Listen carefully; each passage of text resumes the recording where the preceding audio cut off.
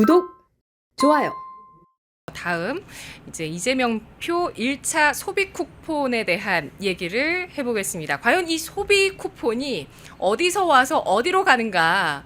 이거 잘 살펴봐야 될 것 같은데요. 오는 21일부터 최소 15만 원에서 45만 원 최대 이 정도 규모의 민생 회복 소비 쿠폰 1차 지급이 시작됩니다. 국민비서 서비스를 통해서 지원 금액 같은 것들을 사전 안내 받을 수 있다는 기사들이 나오고 있는데요. 이재명 표 추경 시행이 되고 있는 건데 구체적으로 알아볼까요? 네, 뭐 제가 이렇게 자료를 준비했는데 네. 일단 기본적으로 경기 진작으로 해서 한 15조 2천억 정도를 일단은 이제 예산을 편성이 되어 있고요. 그 다음에 이제 민생 안정이라 해서 한 5조. 그 다음에 이제 세입 변경 해가지고 이제 세수 이제 부족한 부분 이제 보존하는 부분 요런 거에서 한 10조에서 총 30조 5천억 정도가 이제 예산이 지금 잡혀 있는데 저기 이제 주요 품목에서 결국은 가장 많이 잡혀 있는 건 소비 쿠폰, 상품권, 그다음에 SOC, 신사업 등 뭐 이런 부분이거든요. 그다음에 채무 조정 이게 이제 많은 분들이 좀 반대하는 그 말씀하셨던 것처럼 이제 빚 탕감해주는 네. 배드뱅크 관련 부분 네. 뭐 이런 부분 이쪽에 좀 많이 들어간다라고 보시면 됩니다. 근데 재원 마련을 보시면 아시겠지만 대부분 다 빚낸다라는 거죠. 채권 발행해서 빚내서 네.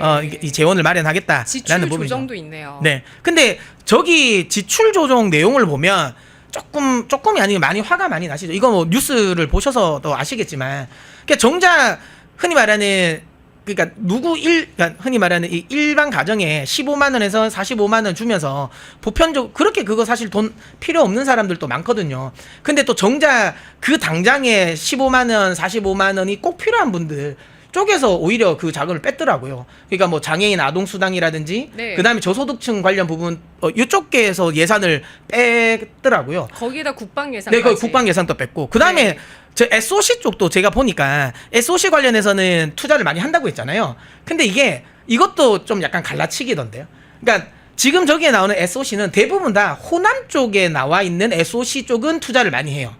근데 영남에 배정되어 있는 SOC는 다 삭감을 했더라고요. 보니까. 그러니까 SOC 관련 부분도 좀 약간 갈라치기라고 했고 그다음에 지금 여기 아까 말씀드린 것처럼 저거 하기 위해서 그러니까 이 지출을 좀 조정한 부분 역시도 우리가 생각하기에 좀 납득되지 않는 별로 중요하지 않는데 굳이 중요한 쪽은 오히려 흔히 말하는 좀 더 그 지출을 줄여버리고 그러니까 지금 이게 당장 우리가 그렇게까지 급하지 않은 이런 부분에서는 오히려 투자를 더 늘려버리고 이게 제가 보기에는 맞는가라는 생각이 좀 들더라고요. 네, 그래서 지금 이 시점에 국방 예산을 깎는 게 말이나 되냐 이런 얘기들이 많고요. 그리고 대통령실에서 지금 필요한 그런 예산들에 대해서도 여러 얘기가 많습니다. 그렇죠. 특활비 또 증액하셨더라고요. 예, 뭐 지난 정권 내몰고 내세울 네. 때는 다 삭감하셨는데 다 이번에는 삭감해버리고 예산 네. 없애버리고 나서는 이제는 지금 보니까 뭐 해보니까 우리가 대통령 돼 보니까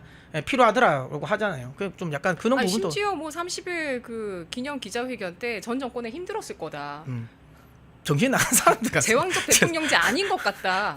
그러니까 아니 그게 말이나 되나요? 그렇죠. 제정신 아닌 것 같습니다. 저도 그 이야 듣고 좀 화가 많이 나더라고요. 네.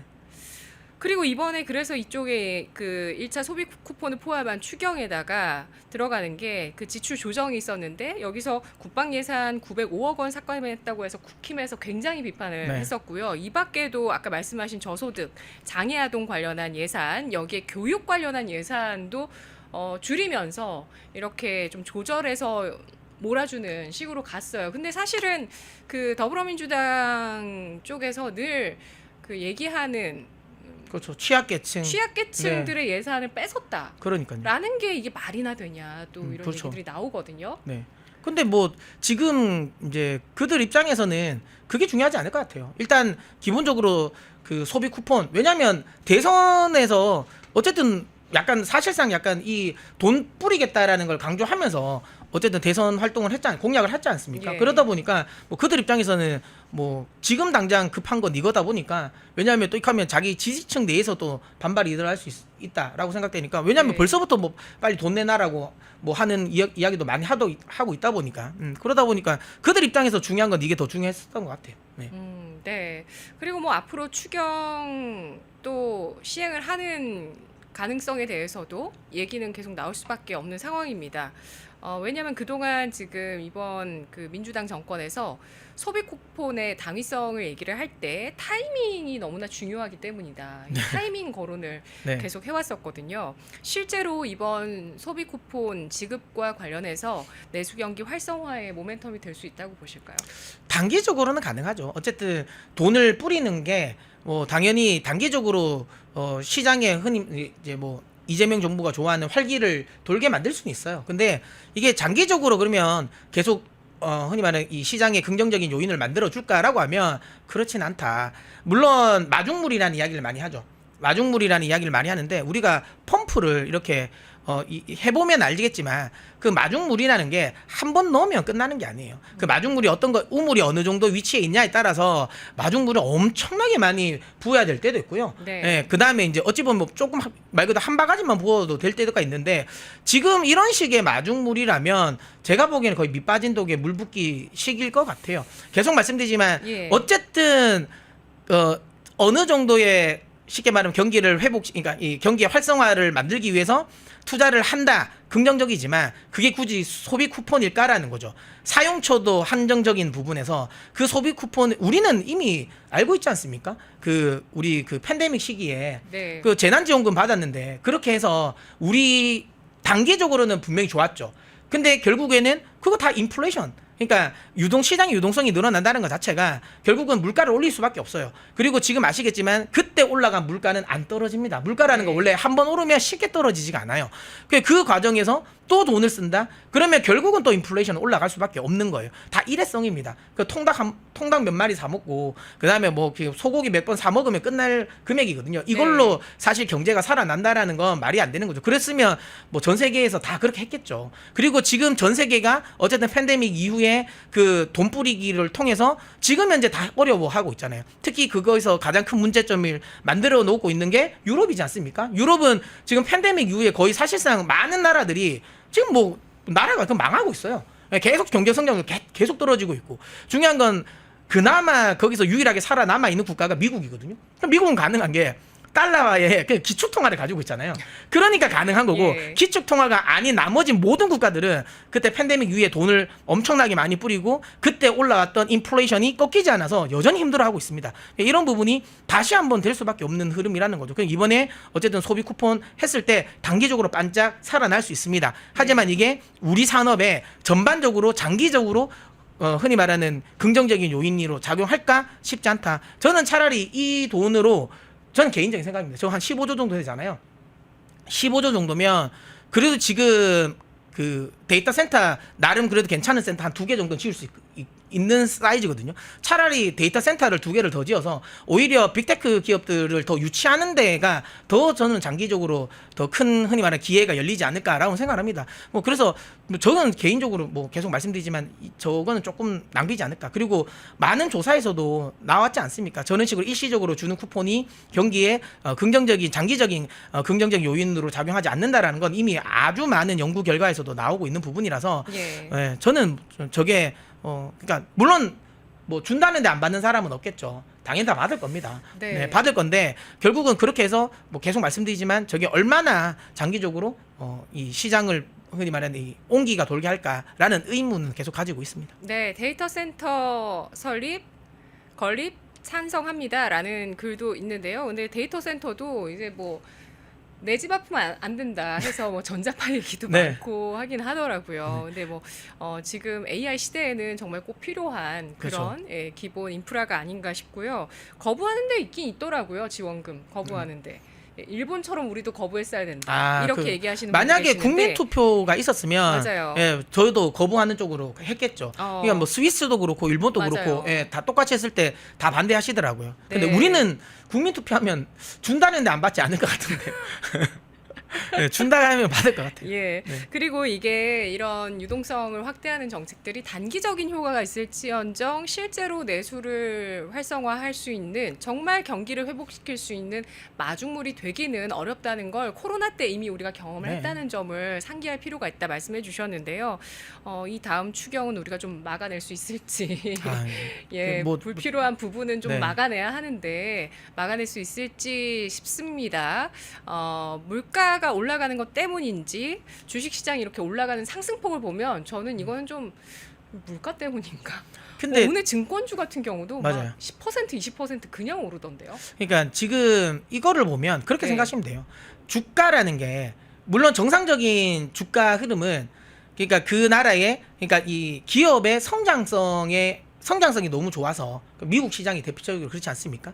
거기에 대한 투자금이 많이 몰려서 주가가 올라가는 건 긍정적인 흐름인데 지금은 말 네. 그대로 인플레이션 해지라고 보시면 돼요. 결국은 맞아요. 시장이 무조건 올라간다. 야, 물가 올라가는데 그럼 자산시장 올라갈 수밖에 없는데 그럼 거기에 대한 해지를 하기 위해서 주식시장이 올라가는 겁니다. 그러니까 참고로 그 베네수엘라가 나라가 망했지 않았습니까? 근데 그럼에도 불구하고 그때 당시 주식시장이 뭐 연간 10,000% 상승을 했거든요. 예, 그만큼 결국은 주식시장이 그러면 베네수엘라 흔히 말하는 이 증시가 정상적인 증시냐라는 거죠. 이게 정상적인 흐름은 아니에요. 그러니까 주가 자체가 오르는 게 말 그대로 그 산업의 흔히 말하는 이 그 성장성 때문에 오르는 게 아니라 단순히 돈 풀어서 유동성 그다음에 인플레이션 해지용으로서 그러니까 이 주가가 오른다라는 건 언제든지 급락할 수 있는 부분이기 때문에 이 부분은 지금 이런 식으로 오르는 건 긍정적이지 않습니다. 이제 이 이후에 지금은 어쨌든 상법 개정안이라든지 어쨌든 유동성 관련 부분으로 올라오는 건 맞는데 중요한 건 이후에 나오는 거는 어쨌든 기업하기 좀 투자하기 좋은 환경을 만들어서 기업의 어쨌든 좀 흔히 말해 성장성을 좀 끌어낼 수 있는 정책이 나와서 이제 어쩌면 주식 시장이 좀 본질적인 부분에 시장 참여자들이 좀 집중할 수 있게 이렇게 만들어 주는 게 좀 좋지 않을까라는 생각이 듭니다. 네. 그래서 뭐 거의 돈 놓고 돈 먹기처럼 네. 예, 돈 놓고 돈 먹기 뭐 혹은 뭐 투기 이런 것들을 좀 너무 정부가 유도하는 게 아니냐 이런 비판도 그냥 나오는 것이 아닌 것 같습니다. 물가 상승에 따른 그런 해지용으로 자금이 움직이고 있는 것들도 좀 체크를 해보셔야 되겠고. 근데 여기 댓글 보니까 아베노믹스 이야기를 하시는데요. 예. 아베노믹스랑 돈 뿌리기랑 좀 다릅니다. 그러니까 지금 현재 우리가 이렇게 돈 뿌리는 거랑 아베노믹스랑은 달라요. 아베노믹스는 말 그대로 그러니까 환율 자체를 금리를 낮춰서 환율 자체를 낮췄고 그래서 일본의 수출을 많이 독려를 한 거예요. 그러니까 소비자들에게 흔히 말하는 이 돈을 직접적으로 뿌린 게 아니라요. 결국은 기업이 수출하기 좋게 만드는 거예요. 그리고 또 중요한 건 그때 당시 지금 상황과 그 아베노믹스를 했던 일본의 상황이 다른 게 그때 당시 일본은 계속 디플레이션 상황이었어요. 디플레이션. 계속 물가가 떨어지는 상황이었거든요. 네네. 그렇기 때문에 그 물가를 어느 정도 올려야 되는 환경이 맞춰진 거예요. 거기에 또 하나는 그때 당시만 아베노믹스가 있을 때만 하더라도 미국 역시 그러니까 글로벌적으로도 전체적으로 다 돈을 푸는 환경이었거든요. 그렇기 때문에 이게 아베노믹스가 성공했다라고 보시면 되고 이게 그냥 지금처럼 우리나라가 일반적으로 그냥 개인들에게 돈을 뿌리는 요런 거랑은 다르다라고 생각하시면 됩니다. 아베노믹스랑은 아예 다릅니다. 지금. 네, 국내 소비자 물가 상승률이 2.2%로 발표가 되면서 한국은행에서 가장 중요한 임무가 고용과 물가인데요. 물가를 관리해야 되는 수준이 딱 2% 이상 수준입니다. 지금 그 수준까지 물가가 올라와 있는 상황이고요. 그리고 또 미국 쪽에서 그 요즘 정말 많은 그 신뢰를 받는 언론 가운데 폭스뉴스, 뉴스맥스 이렇게 꼽을 수 있는데 뉴스맥스에서 사설로 지난 4월에 이재명 정권이 집권을 한다면 한국이 제2의 베네수엘라가 될 수 있다라는 그 비판과 지적이 있었는데 딱 그대로 지금 정책 상황으로는 흘러가고 있다는 점이 우리 이 정치경제 미슐랭에서 계속 우려를 하고 있는 그런 대목이라고 보실 수가 있습니다. 그렇기 때문에 좀 이런 부분들 기업하기 좋은 나라로 가서 우리 경제 전체적인 혹은 기업 전체적인 성장성을 회복하는 데 보다 주력할 수 있는 그 정책이 필요하다는 점을 좀 체크를 해보고요. 다른 영상도 즐기시려면 구독 버튼을 꼭 눌러주세요.